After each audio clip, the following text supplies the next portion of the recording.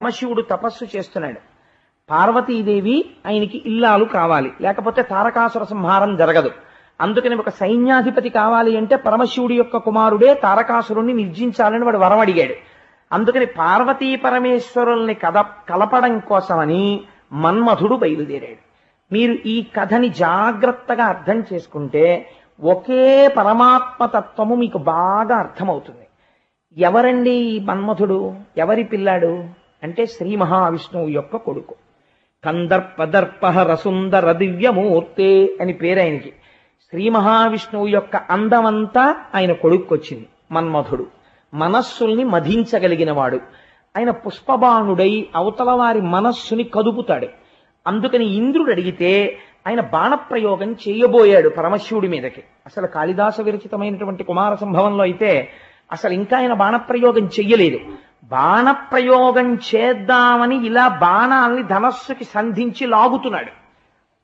శివుడిలో చిన్న మార్పు వచ్చింది. అనుమానం వచ్చి చూశాడు.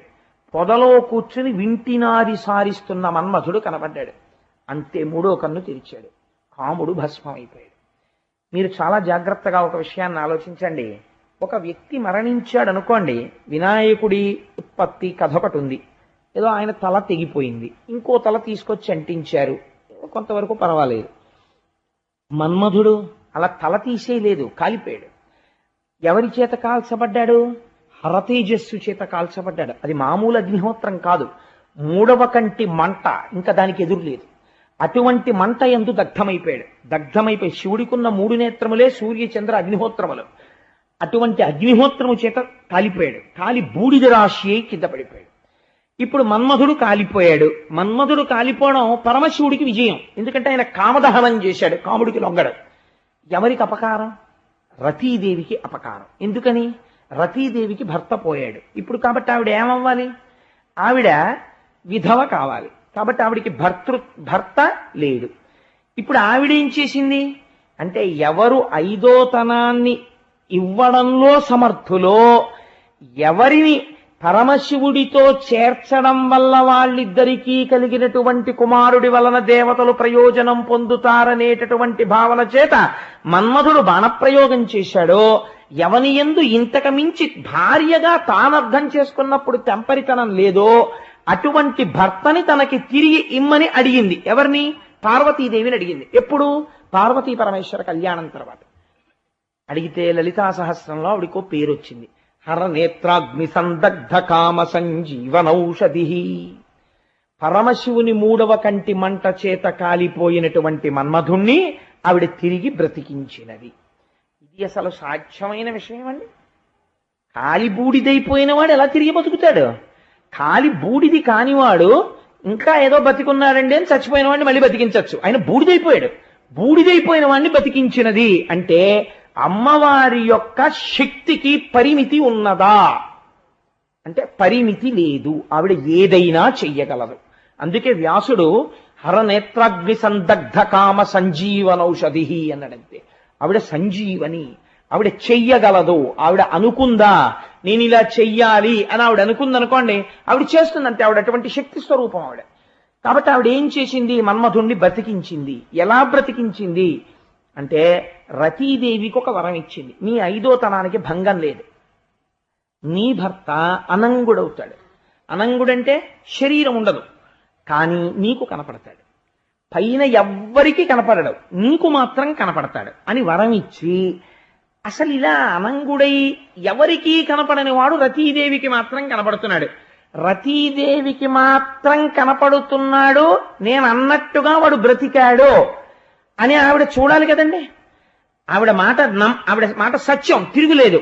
ఆవిడ ఏం చేసిందిట? నువ్వేం బెంగ పెట్టుకోకమ్మా, ఇదిగో వీడు బ్రతికాడు, వీడికి ఎవ్వరికీ కనపడ్డావు కానీ నీకు కనపడతాడు, నీ ఐదోతనానికి తిరుగులేదని చెప్పడంలో రతీదేవి వంక చూస్తూ వీడు అండంలో కన్ను ఇలా తిప్పింది. ఇలా తిప్పడంలో ఏమైంది? అపాంగత్తే. ఆ కన్ను ఇలా తిరిగినప్పుడు ఈ చివరి చూపు ఒక్కసారి అలా పడింది ఆ మన్మధుడి మీద. పడితే ఏమైంది అంటే, ఇది చెప్పాలంటే అందరికీ సాధ్యం కాదు. జగద్గురువులు శంకరులు చెప్పారు సౌందర్యలహరిలో. తను పౌష్పమౌర్వీ మధుకరమయీ పంచవిశిఖ వసంతు సామంతో మలయు మరుదాయోధనరత తథాప్యేక సర్వం హిమగిరిసుతే కామపి కృపాం అపాంగతే లబ్ధ్వా జగదిదమనంగో విజయతే అన్న. ధను పౌష్పం, పువ్వులతో చేసినటువంటి ధనస్సు పట్టుకుంటాడు. తుమ్మిదలతో చేసినటువంటి అల్లెత్రాడు. ఇవి రెండు పరస్పర విరుద్ధాలు. ఎదురుగుండా పువ్వులు ఉంటే వెనకాతల తుమ్మిదలు క్యూలో ఎందుకు నించుంటాయి? ఆ పువ్వుల మీదకు పోతాయి. ఇలాంటి ధనస్సు, ఇంత బలహీనమైన ధనస్సు పట్టుకుంటాడు. పోన్లేండి, ఆయన బాణాలు గొప్పవందామా? 5 పువ్వుల బాణాలు, 6వ పువ్వు బాణం కూడా ఆయన దగ్గర ఉండదు. 5 పువ్వుల బాణాలతో వేస్తూ ఉంటాడు. రథం చూస్తే మలయమరుదాయోధన రథ, ఆ మలయ పర్వతం నుంచి వచ్చేటటువంటి ఆ గంధపు వాసన ఆయన రథంగా ఉంటుంది. చిలికాడో వసంతుడు, అది ఎప్పుడు వస్తుంది? చైత్ర వైశాఖ మాసాల్లో వస్తుంది, వసంత మాసం. అది అస్తమానం ఉంటుందా అంటే ఉండదు. పక్కన ఆ మిత్రుడు ఎప్పుడు ఉంటాడు? ఒక్క వసంత ఋతువు ఉన్నప్పుడే ఆయన ఉంటాడు. అటువంటి స్నేహితుడు. పోని అవతల వాళ్ళ గుండెలు బద్దలగొట్టగలిగినంత మహావీరుడా అందామంటే అనంగో, అసలు శరీరమే లేదు. ఇలాంటి వాడు యుద్ధం చేయడానికి ఎదురుపడిన వాళ్ళ మాట దేవుడెరుగు. ముక్కు మూసుకుని తపస్సు చేసే వాళ్ళని కూడా పాడు చేసేస్తాడు బాణం వేస్తే. ఎందుకంత శక్తివంతుడైపోయాడు? ఎక్కడి నుంచి వచ్చేసింది ఇంత శక్తి అంటే అపాంగతే లబ్ధ్వా. నీ 5వ తనానికి ఏం తేడా లేదమ్మా. వీడు నీ కనపడతాడని చెప్పడంలో అమ్మవారు ఇలా అంతట కన్ను అన్నప్పుడు ఈ చూపటు పడింది. అపాంగతే లబ్ధ్వా, అలా పడడం వల్ల వాడు అంత గొప్పవాడైపోయి కూర్చున్నాడమ్మా మన్మథుడు. జగదిదమనంగో విజయతే, జగత్తుని గెలిచేస్తున్నాడమ్మా అన్నారు శంకరాచార్యులు వారు. అటువంటి వరాన్ని రతీదేవికి ఇచ్చింది ఆవిడ. ఆ రతీదేవికి శరీరముతో కూడా తన పతిని ఎప్పుడైనా చూడాలి కోరిక కలిగింది. వాళ్ళిద్దరూ ఎంత ఎలా ఉంటారో తెలుసా అండి. అందుకే ఈ ఒక్క ప్రద్యుమ్నోపాఖ్యానంలో ఎన్ని రహస్యాలు దాచారో. శివా రుద్రస్య భేషజీ, శివా విశ్వస్య భేషజీ అని పేరు రుద్రాధ్యాయంలో ఆవిడికి. ఆయనకు కోపం వస్తుంది. ఆవిడ శివా రుద్రస్య భేషజీ, శివా విశ్వస్య భేషజీ, లోకానికి పాఠం ఆవిడే చెప్పిస్తుంది. ఆయన్ని తండ్రిగా నిలబెట్టి మళ్ళీ ఆయన్ని తగ్గించడం ఆవిడే చేస్తుంది. ఇప్పుడు ఆవిడ ఏం చేసింది? ఎప్పుడైతే మళ్ళీ అంటే నేను కాల్ చేస్తే నువ్వు అలా మళ్ళీ బతికించేస్తావు అనమాట అని ఆయనకి కోపం రాకూడదు. అపాంగతే లబ్ధ్వా, ఎవరికి కనపడలేమ్మా, నీకు ఒక్కడికే కనపడతాడు, నీ 5వ తనం పోదులేమ్మా అంటే 5వ తనం అయితే మాత్రం అని ఎలా అంటాడు? తన భార్య 5వ తనం ఎంతో, అందరు 5వ తనం అంతే కదా. ఈవిడ అలా అనేటప్పటికీ నిజమే పాపం కాల్చేశాను అని ఆయనకి బాధేసింది. బాధేసి ఇది అమ్మవారి గొప్పతనం అంటే. అందుకే ఇటువంటి అధ్యాయములు విన్నంత మాత్రం చేత అమ్మవారు అయ్యవారు ప్రీతి చెందుతారు. అప్పుడు అయ్యవారు అన్నారట, వచ్చేసారి శ్రీకృష్ణ పరమాత్మగా శ్రీమన్నారాయణుడు అవతరించినప్పుడు నువ్వు ఆయనకి కుమారుడుగా జన్మించదవుగాక, అప్పుడు రతీదేవి నిన్ను శరీరంతో చూస్తుందని వరం ఇచ్చేశారు. కాబట్టి ఇప్పుడేమయ్యాడు? అక్కడ కథని ఇక్కడికి తీసుకొచ్చారు ఒక్క పద్యంలోకి పోతన గారు. ఆయనకి సమస్త పురాణముల యందు ఆయనకు ఉన్నటువంటి అధికారాన్ని చెప్తుంది. ఇది చెప్పడం అంటే ఎంత గమ్మత్తుగా చెప్పారో చూడండి. తమర సాక్షు వంశమున దర్పకుడీశ్వర కంటిమంటలం తామును దగ్ధుడై పిదప తత్వరమేశుని దేహలబ్ధికై వేమరు నిష్ట చేసి హరివీర్యమునం ప్రభవించే రుక్మిణీ కామిని గర్భమంద అసురఖండను మారట మూర్తియోయనం.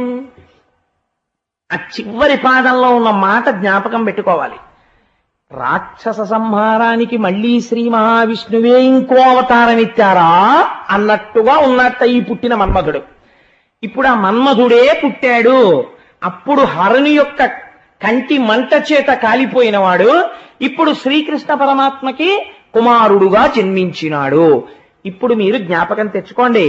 మొట్టమొదట చెప్పాను, భూదేవి వెళ్లి ప్రార్థన చేస్తే శ్రీమన్నారాయణుడు అభయం ఇచ్చాడు, నేను రాక్షస సంహారం చేసి భూభారాన్ని తీరుస్తాను అని. ఇప్పుడు ఆయన ఒకటి, ఆయన కుమారుడు ఒకటి కాదు కదా, ఈయన కూడా రాక్షస సంహారం చెయ్యవలసి ఉంది. కాబట్టి ఈయన పుట్టగానే ఈయన వలన మరణించేవాడు ఒకడు ఉన్నాడు. వాడెవరు? శంబరాసురుడు. వాడికి తెలిసి ఈ విషయం చెప్పేశారు మహర్షులు, నువ్వు కృష్ణ పరమాత్మకి రుక్మిణీదేవికి జన్మించేటటువంటి మొదటి సంతానము చేత నీవు మరణిస్తావు అని చెప్పారు.